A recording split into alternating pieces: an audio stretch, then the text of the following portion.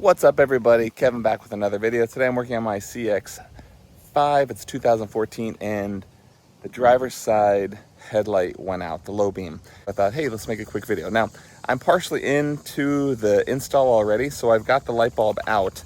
So my bulb looks like this. It's not the standard H11.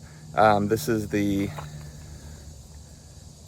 this one that I have to put into. So hopefully this is the fix, and hopefully I can get it done pretty easily. So let me show you what I've been trying to do, and let me show you what we have to do.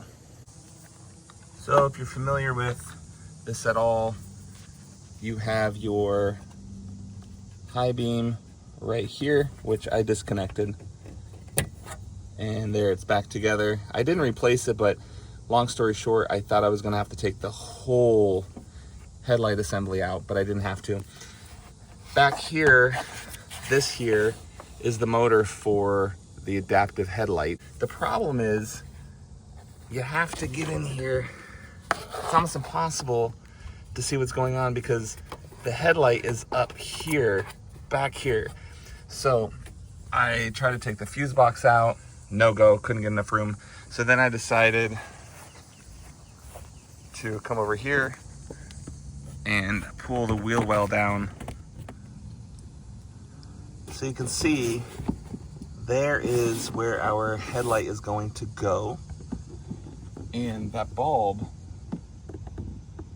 slides in there. And then you have this metal bracket, and I'm gonna show you, I'm gonna try to get this all in footage for you.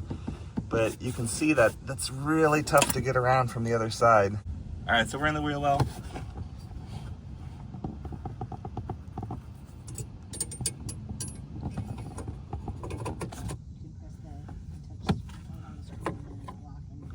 So those little pins you can see here, I'll try to do it again. They spin around, but they lock in there and it holds this in place. Once you have that, you're gonna pop this back on, twist it, just like that. Then you're gonna grab your lid that seals it to prevent moisture from getting in there. Boom. And that's it. That's how you replace your low beam light on a 2014 Mazda Cx-5. And if you need to, this is your turn signal, just so you know.